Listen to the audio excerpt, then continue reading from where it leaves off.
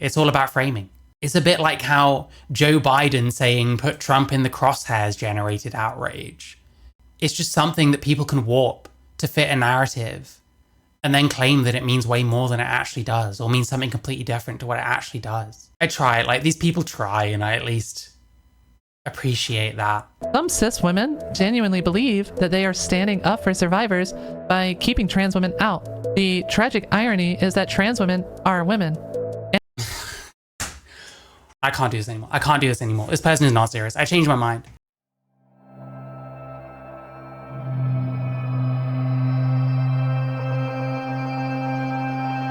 I love you, Mary. This Whispers of Self person, I've never watched them on stream before. They seem relatively new. Like I said, I've really not been bothering much with TRA stuff for the most part recently, because a lot of it is deeply unserious. But some of these people at least seem like they're trying.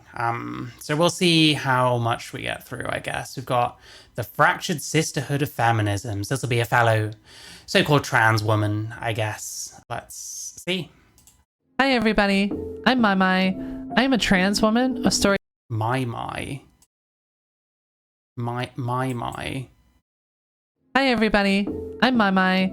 I am a trans. My or Mamai? I don't. Okay, sure. Sure, okay, sure.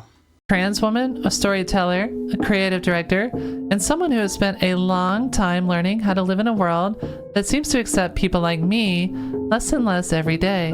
This channel is Okay, so we've got the victim thing out the way. Hopefully that won't continue throughout, but let's be real. It's not usually like that. called Whispers of Self, where I talk about my experience as a transgender woman navigating a very complicated world filled with opposition and issues. There's a very trans-coded background, yeah. I can't really talk. And challenges like the ones that I'll be discussing today. Some of what I share will be deeply personal, some of it will be political, some of it will be gently philosophical, but ultimately these are my opinions that are shaped by my lived experience and my research that is intended to better help understand complicated issues. So whether you're trans, questioning, a quiet ally. Also, has this person had FFS? Have you noticed, like, they sound like they can't breathe through their nose? Or just curious in good faith, you are welcome here. This channel is not only about transness or trans issues, it is about that whispering ghost that dwells within everyone, guiding them to their most authentic selves. So once again, welcome to Whispers of Self. I'm very suspicious of any person that talks about guiding people to their authentic self. You don't know what anyone's authentic self is. Arguably, you don't know what your authentic self is. And what your authentic self is something that's kind of constantly evolving, I would say. But hey, listen, like I said, we're good faith. I never imagined I'd see the day when feminists would be at each other's throats over who counts as a woman. Yet, here we are. I mean, I think it's fairly obvious that this would happen when we start saying that male people can become women. That seems inevitable to me. What is FFS? FFS is facial feminizing surgery. A movement once united against patriarchy, now split by an exclusionary ideology targeting some of the most vulnerable women. As a trans-inclusive feminist, So the assumption is that trans women are in fact women. I feel this rift personally. I have sat and watched women's rights meetings where someone insists that people like me, trans women, don't belong. I've heard respected authors argue that acknowledging my identity somehow erases womanhood. It's heartbreaking. Well, I mean, does it not in a sense? If your womanhood is genuine, then it does raise the question, what is womanhood? Because it can't really refer to sex anymore.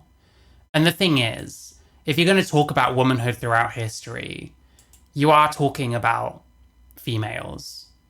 You can point to like a handful of people who might be considered trans by today's standards.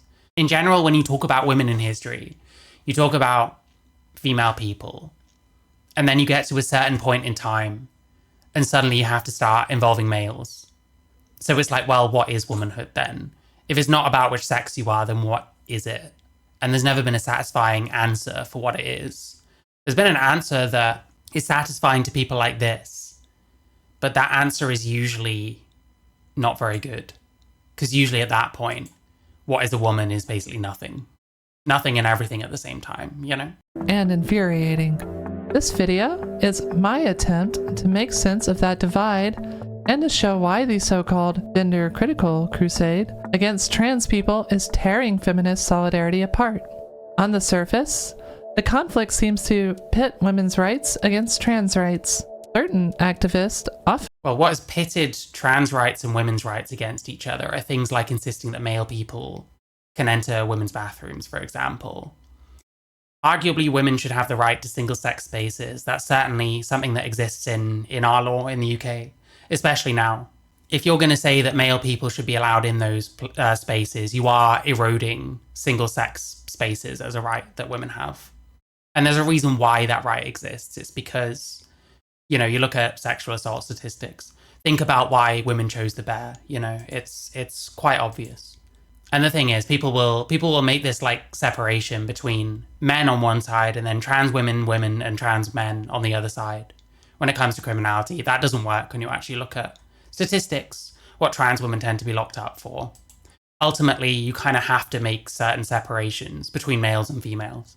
And that is going to exclude trans women from certain categories where we're talking about men and women. Sometimes trans women kind of have to be regarded as male and therefore men.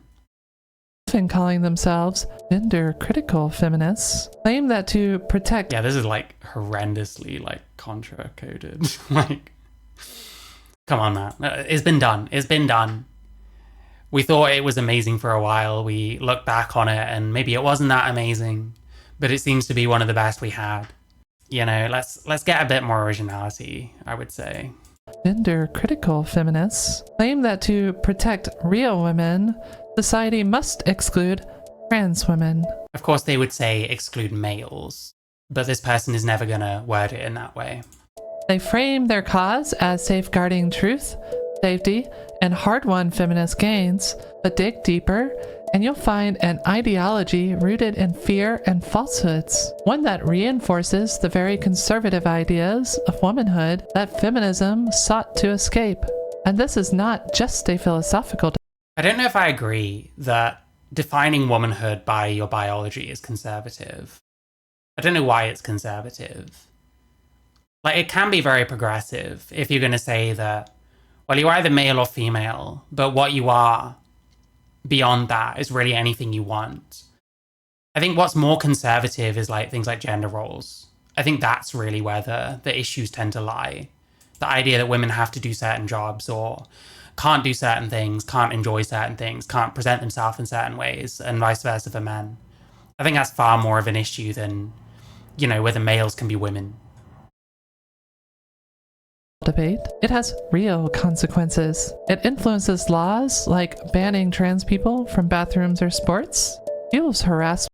Well, the problem is, what's wrong with those? You have to like suggest why these are bad. And like, hang on a sec. Laws like banning trans people from bathrooms or sports. I mean, it's banning them from like women's sports and women's bathrooms, to be clear. The thing is, we have very little info on what actually happens to trans women in men's toilets because they just don't use them. And I haven't had any problems, but I don't really go out very often. I don't like using like sex spaces of either kind because I don't really fit in either, you know? And that's like stressful. That's always been stressful. That's just part of the trans experience.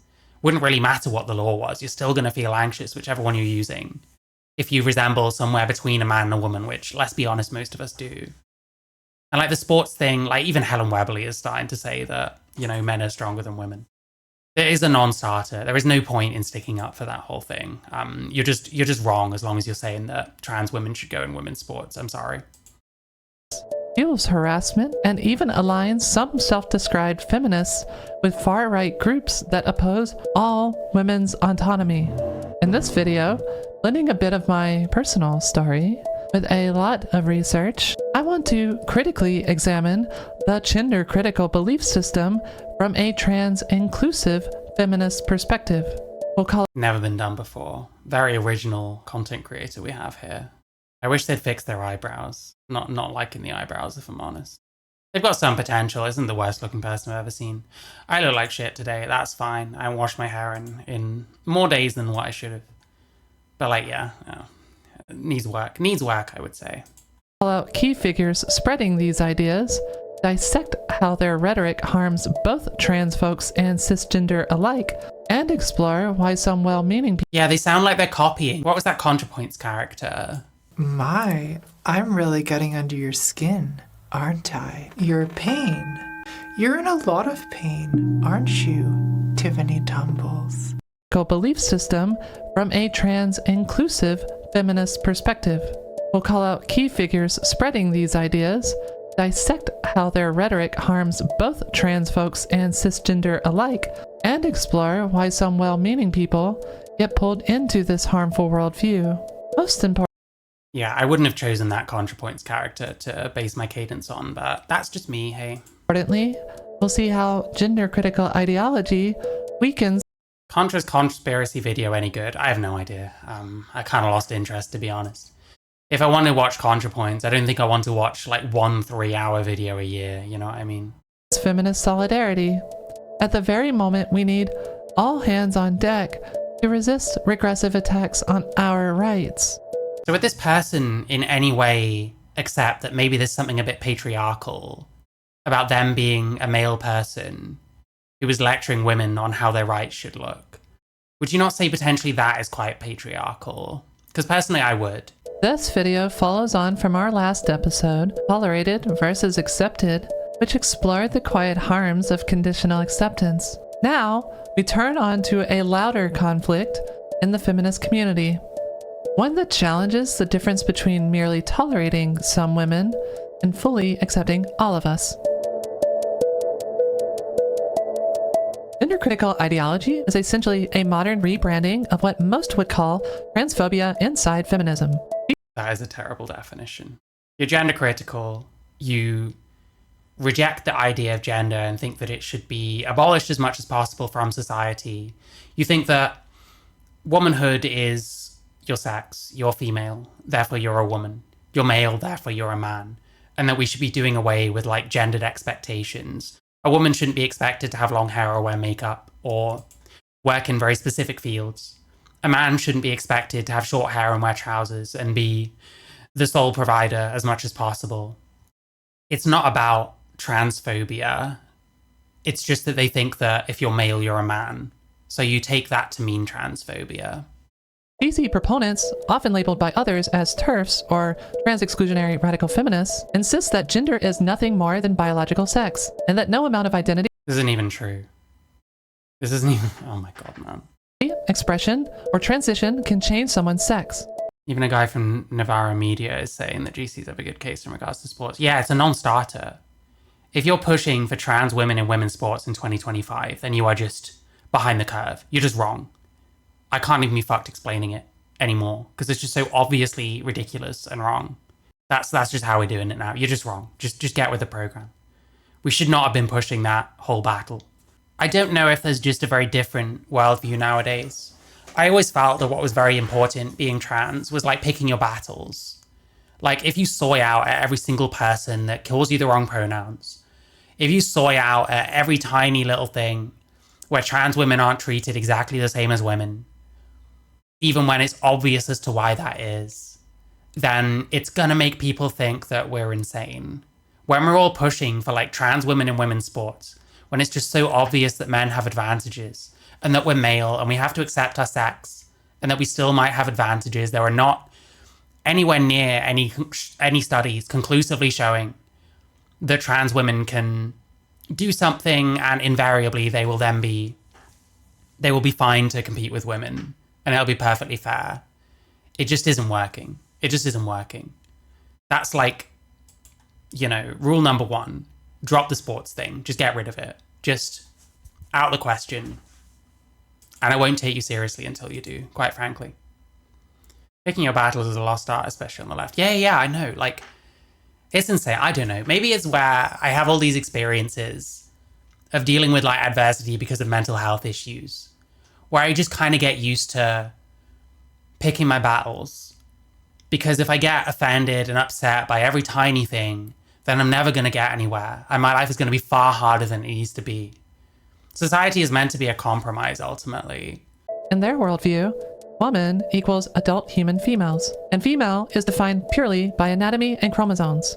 Trans women are dismissed as males or biologically men, and trans men as deluded or traitorous women. They reject That isn't even necessarily the case. We're heavily essentializing here. females, and female is defined purely by anatomy and chromosomes. That part's fine, apart from they can't pronounce chromosomes. There is no N. There is no N in chromosomes. Thank you. Trans women are dismissed as males or biologically men. Well, no, they're not dismissed as males or men. They just are males or men, according to them. Is it really that unreasonable to think if you're a male person, you're there for a man? And trans men as deluded or traitorous women. Like, that just is not true of plenty of gender criticals. It's probably true of some. But, like, it wouldn't be fair for me to say that all trans women are AGPs who just want to invade women's spaces and get off on peeing next to a woman and trying to peer under the fucking bathroom stall just because maybe one or two trans people are like that. Just because a minority of them are maybe like that. So it's not really fair to take the most extreme version of gender critical and essentialize it all as that, you know? Lots of trans people are not deluded at all.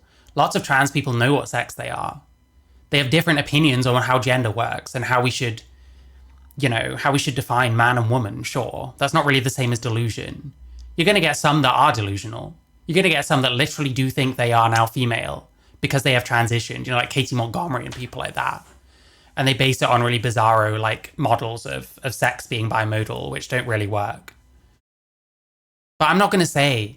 That's why it irritates me. I watch people like Billboard Steve or whatever talking about how just all trans people are like delusional and mentally ill. It's not really like that. And it's not fair to take the ones that are and generalize all of them to that. So why do it the other way, you know?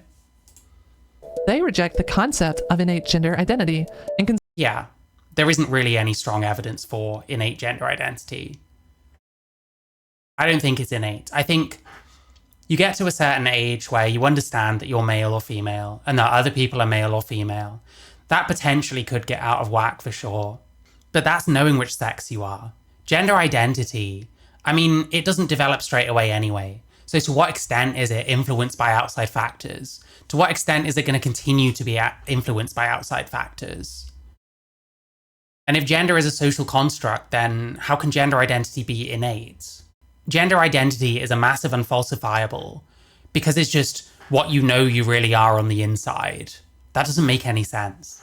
It has not been proven that it exists in this way. I don't know how you would prove that it exists in this way.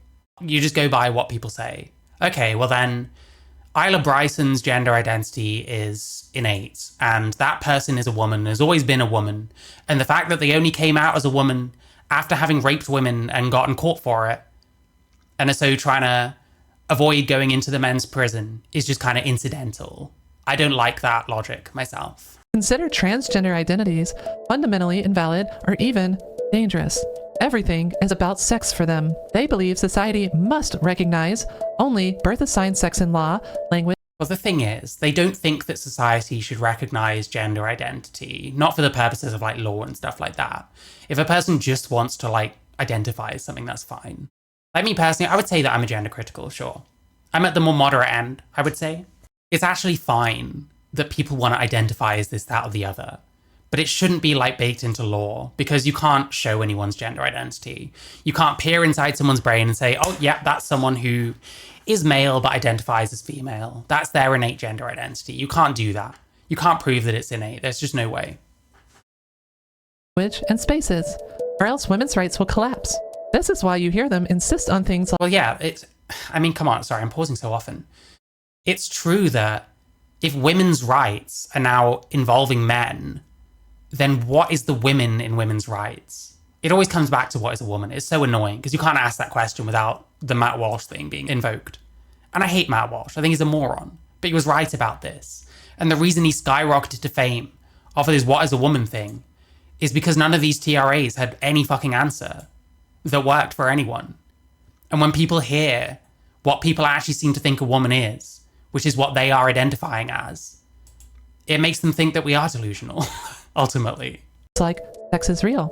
or see them fiercely oppose terms like pregnant people, they interpret inclusive language as a threat to womanhood. And while they brand themselves as merely being Well, yeah, again, pregnant people, you are kind of erasing the fact that it's women that get pregnant. It's females that get pregnant. Women typically means female, whether you like it or not. critical of modern gender ideas, the truth is, many of these arguments are very old. The ideology's roots trace back to the Oh yeah? When was the last time the TRA's had a new argument? It's always been the same thing. Trans women are women. Well, I identify, therefore I am. Judith Butler. How old are the arguments from fucking Judith Butler? Pretty old. late 1970s, when a few second-wave radical feminists began portraying trans women as infiltrators in women's spaces. In 1979, feminist author Janice Raymond infamously wrote that the problem of transsexualism would best be solved by morally mandating it out of existence, effectively advocating for the elimination of trans people. The last No, that's not what that says. Transsexualism isn't trans people. Transsexualism and trans people are two different things. They would say that transsexuals shouldn't be recognized in society. There shouldn't be a method by which people can go from one sex to the other. They're talking about an idea when they say this should be mandated out of existence. It would mean, sure, that trans people can't be who they want to be. And this could certainly be taken to an extreme where I would disagree with it. Ultimately, I think, at the absolute minimum, you should be able to transition, even if it's only like cosmetic, even if it's not covered by whatever, even if it's just treated as cosmetic surgery. I think that should remain a thing regardless. I think I'm still open to the idea it should be on like insurance and the NHS to an extent. It is supposed to be treating a mental illness. But we're not saying that this is like getting rid of trans people. This isn't saying lock up people who transition. Maybe lock up the people who would transition others. And again, I would disagree with that. But this is being framed very dishonestly. getting it out of existence, effectively advocating for the elimination of trans people. In the last decade, gender-critical activists have begun to move into the mainstream, particularly in the UK, so much so that trans people there often refer to it as TERF Island. High-profile figures like author J.K. Rowling gave the movement a megaphone, loudly arguing that women's rights are under threat from gender ideology. Today's gender-critical movement claims to champion sex-based rights for women, but as we'll see, their platform is built on excluding and vilifying trans people in ways that ironically undermine feminist goals. But first, I find that very bizarre. If you're going to say they claim to support sex-based rights, but then start invoking trans women, well, you're talking about people that don't arguably qualify. Because sex-based rights tend to refer to areas in which women are disadvantaged. And they're disadvantaged on the basis of their sex. Like, think about the sexual assault statistics. Men are just overwhelmingly more likely to commit sexual assault. In the UK, only male people can rape. A woman cannot rape legally in the UK. And even if we take just sexual assault as a whole, it's overwhelmingly men sexually assaulting women. And that includes trans women. It's a male-female split, ultimately. we need to unpack gender-critical ideas and how they actually harm. Like, the whole point is, like, sometimes these rights do need to be about sex. And so invoking trans women is just kind of an irrelevancy. It doesn't matter. If sex needs to be the thing that's focused on sometimes, then yes, that means you're a man in that instance. Harm women as a whole, and how they often serve a regressive agenda that most feminists oppose. To understand this ideology, we need to examine the word of its loudest proponents. Here are 3 public figures often cited in gender-critical circles and what their rhetoric entails.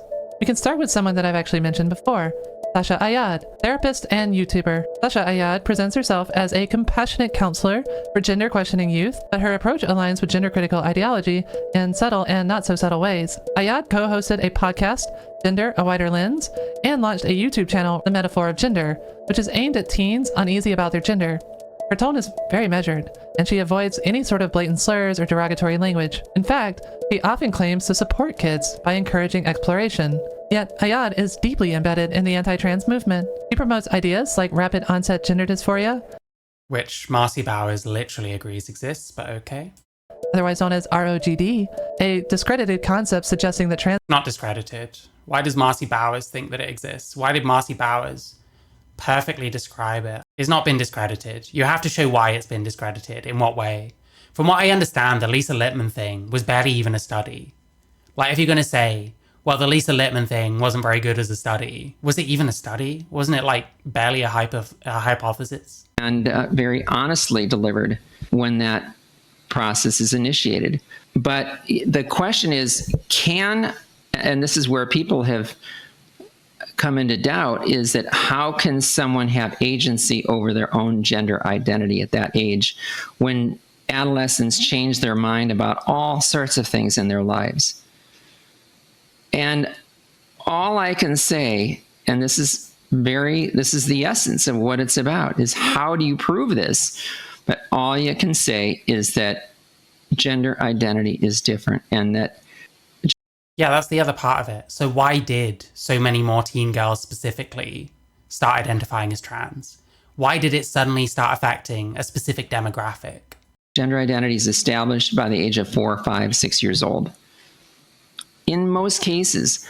But what I do find troubling is that more and more adolescents are presenting not with a history all the way back to childhood, Yes. but coming de novo in their teen years. And this gets back at that cohort. How many, and again, Brie, you raised the issue of trans masculine persons suddenly assigned female at birth, now identifying or saying they identify as male. How do you rationalize that dramatic increase? And then how do you sort out who is a candidate that really fits the criteria and who doesn't? I fully agree. So if ROGD has been discredited, why does Marcy Bowers literally spell out ROGD in that clip?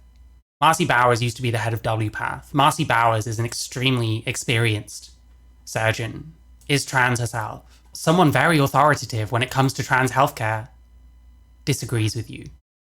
Trans identities, especially among youth, appear suddenly due to peer influence or mental illness.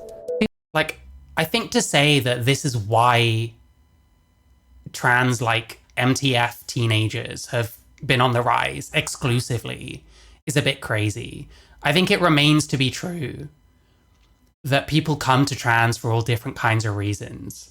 But the idea that so many other, like, mental illness trends and stuff like that are a thing, but gender dysphoria isn't, is nuts. Like, wasn't there, like, a huge increase in, like, referrals for, like, Tourette's syndrome after, like, the TikTok trend for pretending you've got Tourette's? There are a lot of different mental illnesses. It's a bit like anorexia and stuff like that. There is a social contagion aspect to anorexia. How is it so preposterous that trans might not end up the same way, especially among teenage girls?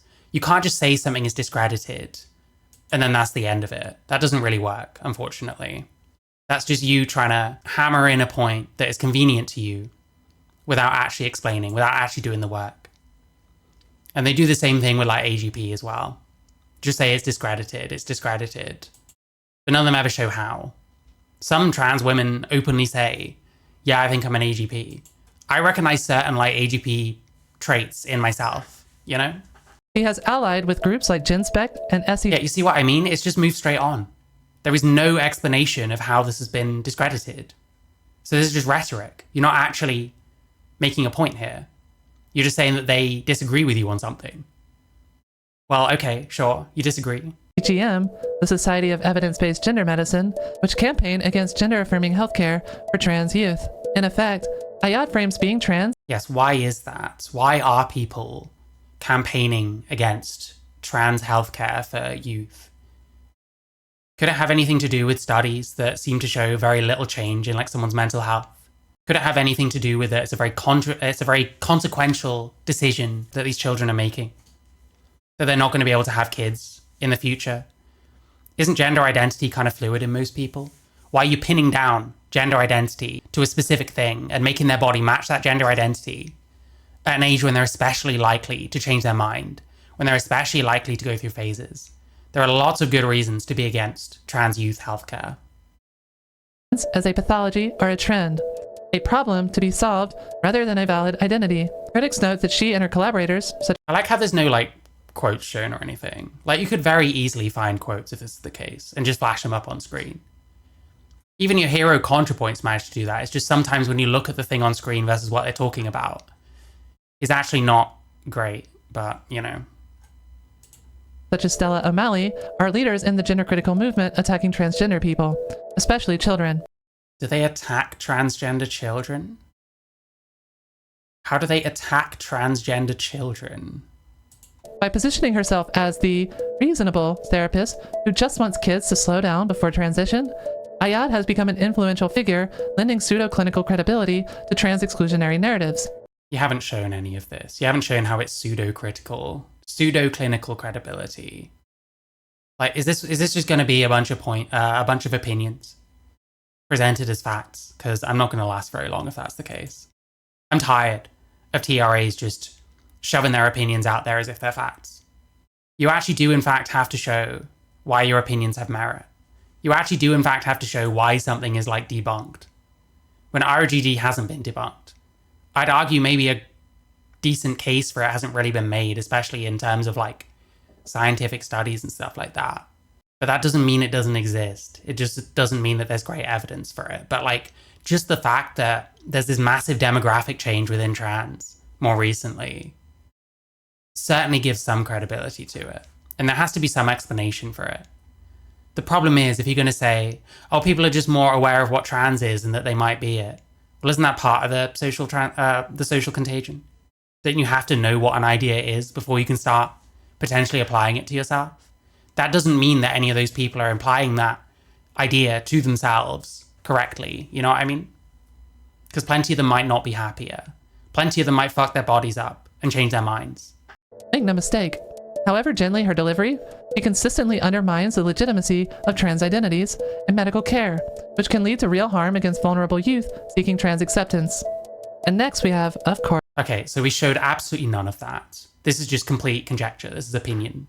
And how much of what you're saying could not be, you know, you say that she pretends to be concerned about children. Maybe she is. How do you know she isn't? Because they're not doing what you agree with? You're not an expert. You're not a authority. I hate to break it to you. Of course, he who must not be named, J.K. Rowling herself, author and public commentator. The inclusion of Harry Potter creator J.K. Rowling in this list might surprise those who haven't followed the controversy. Rowling was once seen purely as a progressive icon for... Oh yes, for the 3 people that don't know why J.K. Rowling is a controversial figure in 2025, sure.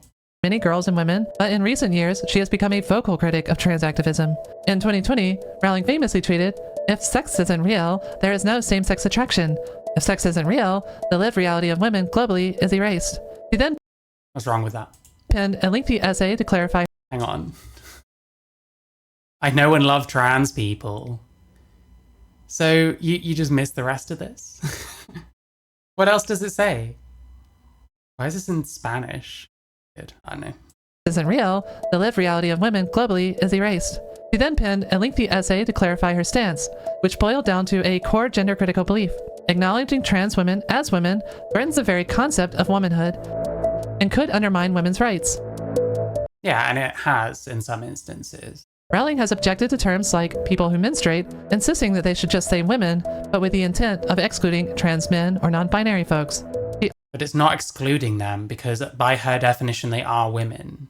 Besides anything else, I don't know, man. I've known so many like activist types who like constantly slag off like white people and like cis men and shit like that. And if you say anything, the way they respond is like, well, I mean, if you're not one of them, if I'm not talking about you, then you should just know that I'm not referring to you. Can't we just do the same thing there? Can't we just use the word that refers to the most amount of people? Doesn't it kind of seem like, how would you know how a woman feels? Where they have certain, you know, biological processes or whatever that are indicative of their sex. How would you know how it feels for that to be kind of generalized in a way where your sex is no longer factored into it? Especially when it's like menstruation. It often paints trans-inclusive language and policies as an affront to cisgender women's experiences. The consequences of her statements have... But the problem is the erasure thing goes both ways. If you're going to say that, you know, saying men can't menstruate erases trans men, isn't there a certain amount to which it does erase women to say, you're a person who menstruates? Like, how are women not going to potentially feel the same way that you're saying, like, trans people do? Have been profound. Rowling's global fame gave mainstream legitimacy to talking points. I hope for JK as she deletes her Twitter someday. Yeah, Jesus Christ. I'm not even a big fan of JK Rowling. I agree with her on some stuff. The way she acts on Twitter is not always super great. Not always a good look. She's not quite like Graham Linehan in terms of like embarrassing Twitter fucking presence. Points previously confined to fringe circles. He's been recognized by everyone from UK Parliament to Vladimir Putin. Yeah, why is that? It's because the TRA talking points don't actually hold up to scrutiny. You got destroyed by Matt Walsh. He's a fucking midwit. And you got destroyed by him. So of course, people that say stuff that actually makes sense, that's going to start catching on more. Because the thing is, a lot of people just don't really think about this kind of stuff. And what you find is, when you start like broaching these kind of topics with random people that have never thought about it before, largely they agree with people like J.K. Rowling. I'm sorry. Her concerns about safety in women's spaces, about young people transitioning So nice guilt by association as well. Nice guilt by association. too readily, about erasing sex, closely mirror those pushed by socially conservative groups. Even if she positions herself as a feminist, it is important to note that many of Rowling's claims are misleading or lack context. For example, no trans activist is saying that sex is not real. They are You sure about that? saying that gender identity is also real and very relevant. Yeah, and they haven't made a good case for that. That's the problem. And it's not just that it's also real and relevant. It's that it completely supersedes your sex to the point where you should never mention a person's sex. And it should be erased from things like law and so on. There are people who very much think that. I'm sorry, man. It's just true. Nonetheless, Rowling's endorsements of gender-critical ideology emboldened a wave of transphobic discourse online and in the media. It also deeply hurt many fans and fractured the community of women's rights activists. Some continue to support her, but many prominent feminist organizations It fractured the women's rights committee. That was already happening, man. J.K. Rowling wasn't the first person to start talking about this stuff. There were feminists that were talking about this stuff a good few years before J.K. Rowling entered the picture. and Harry Potter actors publicly disagreed with her views. Rowling is a prime example of a well-spoken and highly educated figure whose eloquence can mask the harm caused by the ideas she's promoting. We can Okay, now do the harm caused by TRA ideology. Now do the harm to every detransitioner who was 14 and had a mastectomy and now regrets it and can't breastfeed their kids or will never have their own kids and potentially can't adopt because their previous transition is a sign of like mental instability and it's not actually easy to be considered for like foster parenting.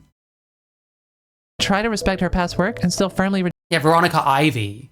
What was it Veronica Ivy said? Like, you just pretend that any inconvenient shit that weird TRAs say just doesn't exist. It doesn't work. You can't really start casting stones until you start accepting. Like, at least try and criticize those that go too far on your side, but you won't. You just pretend they don't exist. That doesn't work. You were born and I'm not biological somehow, like I don't think I'm a cyborg. So like this idea that like, oh, you're not a biological woman. Well, I am a woman, that's a fact. I am female, so all my It's not a fact. identity records, my racing I am female. license, my medical records all say female, right? And I'm pretty sure That doesn't mean you're female. It just means that legally you're allowed to change it even though you're not female. I'm made of biological stuff. So I'm a biological female as well. So this question of That's fucking retarded. do trans women have an advantage over cis women? We don't know. In fact, No, we do know, unfortunately. there's basically no published research on this question. However, That isn't true either. There's a lot of research. There's not a huge amount of like long-term research. There's a lot of research that suggests that yes, taking estrogen as a male will lower your strength advantage. Cutting testosterone will lower your strength advantage. The evidence doesn't show that it lowers it to a sort of comparable level to the average biological woman. That doesn't exist. There's a study by someone called, fuck, what was their name? What was the name? I can't remember. It was like a 3-year study by an actual trans scientist. And they found that, again, it lowers it some way after 3 years, but not all the way. And then you have to also imagine, well, there's lots of stuff you can't change. The hormones don't do anything about, like lung capacity, like the angle of your hips, like, you know, your skeleton and stuff like that. So yeah, I don't know. It's all very well. Well, no one thinks this. The problem is plenty of people on your side do think this. And if you can't, like, criticize the other side, then I struggle to take you seriously, honestly, because it just seems like you're plugging your ears whenever your fellow trans people say insane shit. Reject the way her rhetoric is being used to pit women against women. And for those who are aware of her impact on women and trans rights, frankly, I wouldn't support her past work, because every time she takes from those royalties, she pours into litigation and legislature against women's rights and trans rights. And last but not least, we have... Oh, like saying that woman equals female in the Equality Act. Yeah, wow. I agree with that decision. It's fine. I don't give a fuck what I am legally. I'm alive. I will be for however long I live, in as much as I can, how I want to. Really doesn't matter. When you get to a certain age, or you've been trans a certain length of time, you might find yourself realizing that you obsess way too much about what label should be applied to you, and it doesn't fucking matter.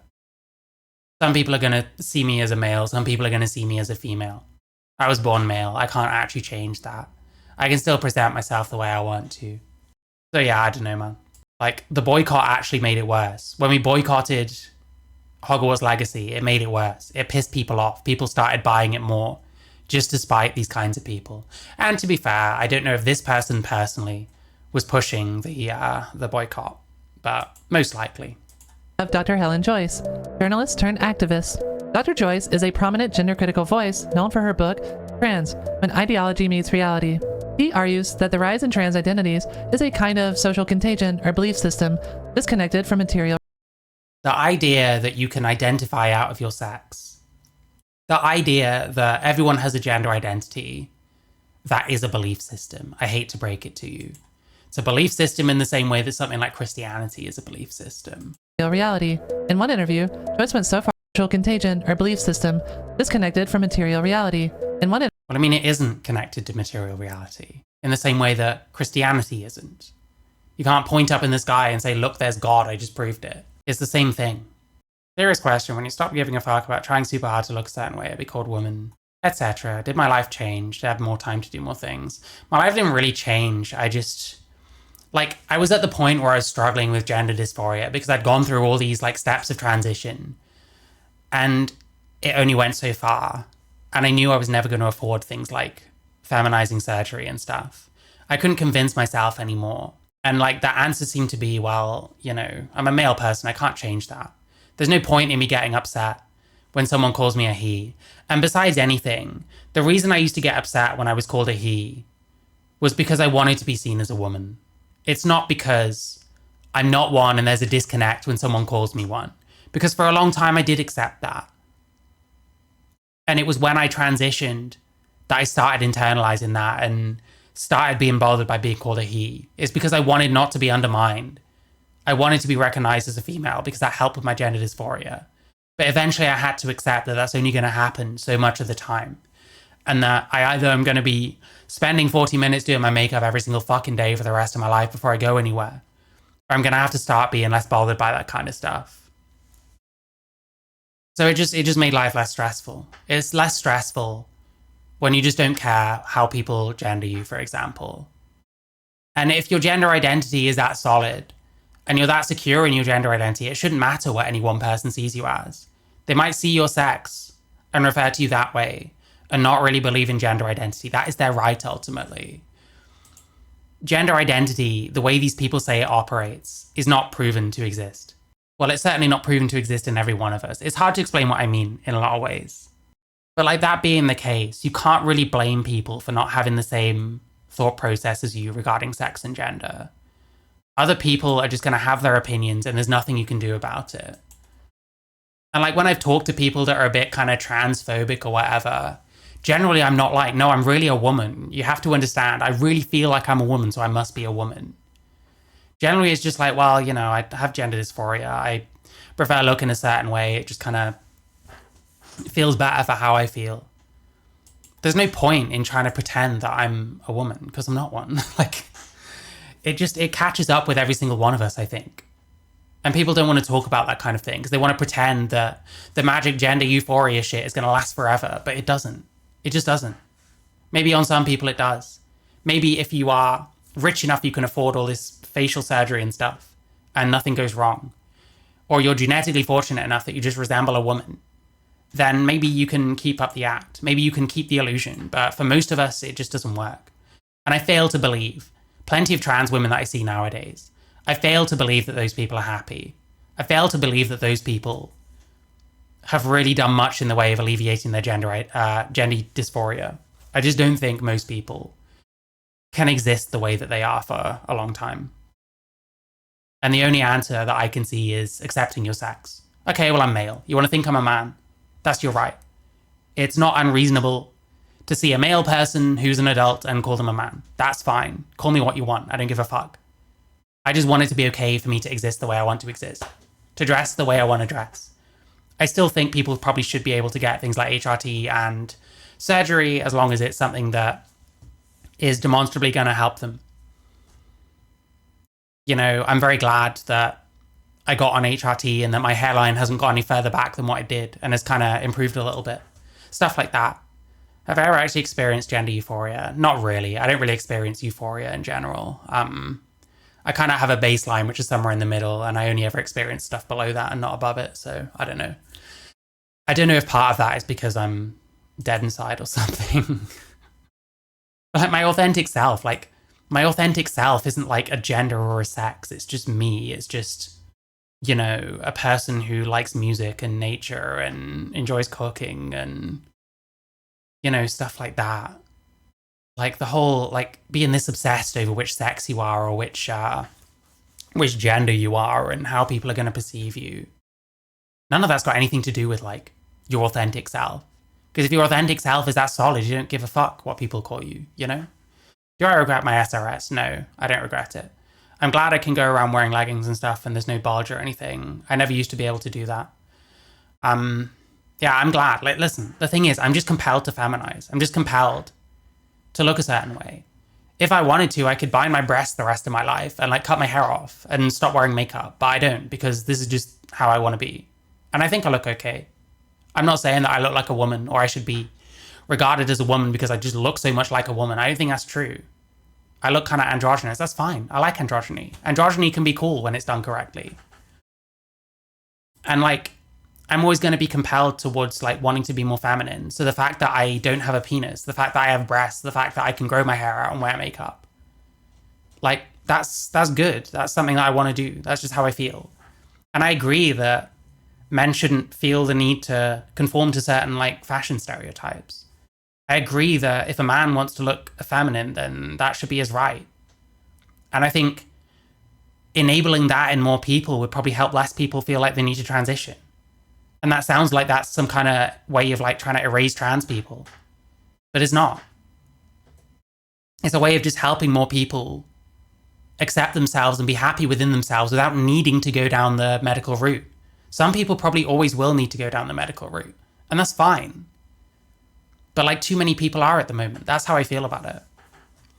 And the kind of ideology that people like this spout leads people down that route when it's not always good for them. It's not always right for them.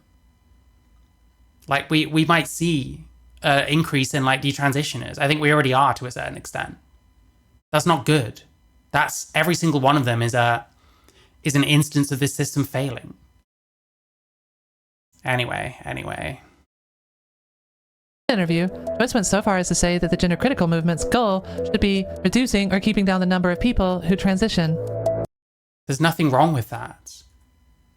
When you say someone's transitioning, they're taking a bunch of hormones, they're getting a bunch of treatments, some of which might like affect their health, some of which might shorten their life. If you can find other ways to treat those of us who probably don't need to transition, that's probably a good idea. Like we probably do want to limit how much strain there is on the NHS, for example. Like people constantly take this quote out of context and say that it's like about erasing trans people. It's about removing trans people from public life or any of this other kind of shit. It's not about that. It's about the process that people go through, you know? In her words, every one of those people is basically a huge problem to a sane world. Yeah, this really just depends on how good faith you're taking that quote in. And I already know what kind of faith this person takes these kinds of quotes in. They've already made up their mind. They're not really making any actual cases for why all of this stuff is so alarming and terrible. I just don't think it is, I'm sorry. I'm down with women's rights. I think women should have some sex-based protections. I very much am aware that I'm just different from women in plenty of respects. In respects that I am more similar to men. That's fine, I don't care. Doesn't matter. This chilling statement, essentially calling trans people Chilling state, there you go. It's all about framing. You could frame it in about a million different ways because it's quite an ambiguous statement. damaged problems generated outrage, as it laid bare in Elimination as Mindset the idea that fewer trans people existing. It generated outrage because we already have this like warped view of reality. And we already have this warped view of every single thing people like this say. It's a bit like how Joe Biden saying put Trump in the crosshairs generated outrage. You know what I mean? It's just something that people can warp to fit a narrative and then claim that it means way more than it actually does, or means something completely different to what it actually does. I don't know how many of these people have ever tried comparing the way some of these TRAs talk to the way plenty of like ideologues on both the left and the right, divorced from like trans issues, talk. It really isn't even about people that are trans or people that are TRAs being uniquely insane. It's about just people have these propensities towards insane ideologies and accepting like insane arguments in all walks of life towards all different kinds of things. And that actually these people just operate very similarly to plenty of extremists on the left and the right, plenty of extremists in all different kinds of, you know, fields and so on. Would be somehow better. Joyce couches her views in a calm and I mean, it would be better in that there's less strain on the NHS. It would be better in the sense that if we were somehow able to keep people who don't really need to transition away from transitioning, it would help those of us that do need to transition and that there isn't really an alternative access that care quicker. There are lots of ways in which that might be a good thing. intellectual tone, but underneath the academic veneer is a call to actively decrease the number of trans individuals. It is Again, not true. Transitioned individuals, sure. But trans doesn't even mean you went through a process. She's talking about people who go through a medical process. Trans just means you identify as something other than what you're not. Or you're one sex, but you live as much as you can as the other sex. I don't think you need to be medicalized to be trans at all. I think if you're a male person, like, I mean, I tend to be like, well, you've got non-binary and you've got transsexual. I think transgender is nonsense. It's the same as non-binary. And it makes it confusing to call it transgender because then you're all trans. And then trans means basically nothing. Like, to me, if you're a male person, you haven't had any surgeries or HRT. You don't really know if you want any of that. But you're styling yourself a certain way. You change your name. You're living as much as you can in a way that you're trying to be recognized as the other sex. I would say you're probably a transsexual. That's fine. It's not about gender dysphoria or treatment. It's about living as the other sex. That's what I think it should be about. And there has to be kind of a different standard for everyone, because not everyone has access to the same kind of things. Like, if you're going to say that a transsexual has to get like feminizing facial surgery, or they're obviously not real about it, well, people like me can't afford that shit. So I'm not transsexual, I guess. But then I've had bottom surgery. I've been on hormones for like years and years and years. I've been known as a woman's name for like 10 years, you know? It's hard to imagine a clear admission that this is not about protecting women as much as it is about wishing trans people away. Well, she's not talking about protecting women at all there. Like, she talks in other senses about protecting women, but you're only showing something that is irrelevant to protecting women. Does everything she says ever have to be about protecting women? Otherwise you can say, oh, okay, it's not about that. You can be for and against more than one thing at the same time. Influence is significant. He was an editor at The Economist and now works with advocacy groups like Sex Matters. When respected outlets give her a platform, her arguments, like comparing trans identity to cultish belief, can sound convincing to those Well, there is a culty aspect. Like, I mean, you're not showing the arguments. If she was to say, if you're trans, you're in a thought cult, that is incorrect. And I would agree that that is not a good argument. But there is like a cultish, like, ideology aspect to trans. And like, it's something that I've noticed that has always like bothered me. Like, when I started transitioning, it was always a personal thing for me. I couldn't really grasp why it is that so many trans people all have these like really bizarre, like, political ideologies and all this other kind of stuff, have all these like interests in common that really have nothing to do with being trans. It didn't really fathom for me. It always like baffled me how there seems to be this like ideology that's tied to being trans, when plenty of us don't follow that ideology. Plenty of us are just trans and then just kind of the people we are on top of that, and not like culturally trans, where we think landlords are literally Satan and where we're all anarcho-communists and all this other kind of shit that's got nothing to do with being trans. So there is an aspect to this. You could say the same thing about lots of other stuff. You could say the same thing about fucking MAGA, for example, because ultimately it's an ideology group for some people. Not every trans person, but for some people. Some people fall into this ideology group. Not all of us do. Unfamiliar with trans issues, so we need to call it what it is. Dehumanizing rhetoric that treats an entire minority as expendable. So why do I focus on these individuals? That's just rhetoric. They're expendable. What are you talking about? What do you mean by that? I think they're saying that they think there's a better way for those people. And like I said, all it comes down to is how you frame it. Well, none of us know what is in Helen Joyce's head when she says something like that, so I don't know, bro. Because they illustrate a pattern. Articulate, often highly credentialed people, packaging anti-trans sentiment in the language of feminism, reason, and concern. Helen Joyce, for instance, uses a journalistic, analytical style. Sasha Ayad uses a therapeutic, empathetic style. And J.K. Rowling uses a literary... This is like actual conspiracy theory level shit, man. This is actually... I don't know if I'm going to last much longer. I'm sorry. I try. Like, these people try, and I at least appreciate that.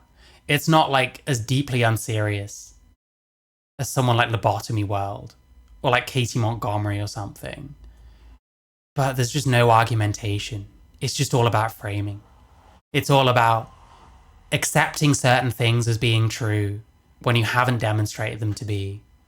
It's about trying to give some kind of scientific legitimacy to what is basically an ideology, basically tantamount to a religion. And just stating that as fact. And interpreting other people in the worst way possible. Relatable style. All three, however, push the core narrative that trans people, trans women in particular, are a threat to women or society. Like, I could find more examples of, like, trans women that have committed crimes. Should I therefore start saying, well, it seems like there's a pattern where, like, trans people are, like, always committing crimes, and that they say it's about, like, living as your authentic self, but actually they're just all trying to commit crimes? Like, come on, bro. This is preposterous. By calling them out, I'm not saying that they haven't faced their own abuse online. They certainly have, in some cases to an egregious extent, and I do not support that, but we must hold their ideas accountable.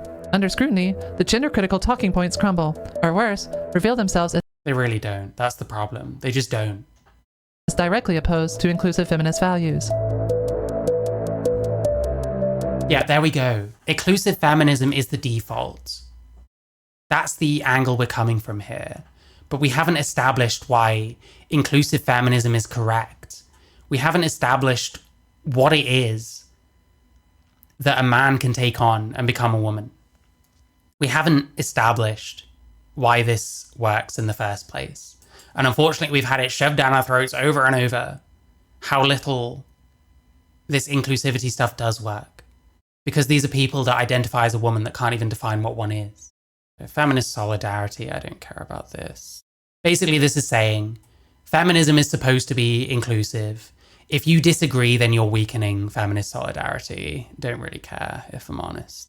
Alliance of Progressive Movements. Yep, sometimes you have to ally with movements that you don't generally agree with, but do on one issue in order to get things done. There is nothing wrong with that. Why some are drawn to GC? We'll have a little look at this and then moving on, because I'm very tired of this, to be honest.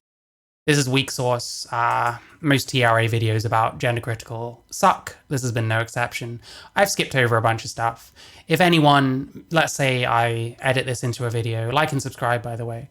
Let's say I edit this down into a video and I missed some super amazing point that this person made in this part, then let me know, because this is so off-putting and they should have front-loaded it with good arguments, and they did not, so that's not my fault. Up to now, I've been pretty hard on gender-critical ideology, and deservedly so. But in the spirit of honest conversation, I want to step back and acknowledge the emotional nuance behind why some cisgender women and others feel threatened or skeptical about trans inclusion. It is easy to simply call gender-critical activists villains or bigots and leave it at that, but if we do, we might miss the chance to address the underlying fears that, if handled with empathy, could be transformed rather than exploited by hate groups. Fear of safety is a major driver. Many women have experienced male violence or harassment. They know what it's like to Yep, male violence. feel physically vulnerable, to be in a space with men and not feel safe. So, when gender critical activists asks, wouldn't you feel uncomfortable with a person who has a male body in your locker room or shelter? That hits a visceral panic button. The concern seems valid. After all, everyone deserves safety and privacy. Some cis women genuinely believe that they are standing up for survivors by keeping trans women out. The tragic irony is that trans women are women. Oh my god, this is so fucking terrible. Trans women are women is not an argument. You can't use that. That doesn't work. And this is going to be the next sentence. And survivors too, in many cases. They aren't. I can't do this anymore. I can't do this anymore. This person is not serious. I changed my mind. This is a deeply unserious video by a deeply unserious person. They talk about how these ideas are kind of old. Well, how long have people just been saying, no, trans women are women? And that's the end of the conversation. How long have people been doing that? For a long fucking time. And it stopped working because people stopped believing it. And no one updated their ideas. Because to update your ideas would be to accept. Trans women are male. To plenty of people, that means men. You can have a difference of opinion in that. But you're never going to force that on all women. It just doesn't work. This sucks. Terrible video. Good luck with the contrapoints skinwalking grift. Couldn't be me. Couldn't be me. Couldn't be me.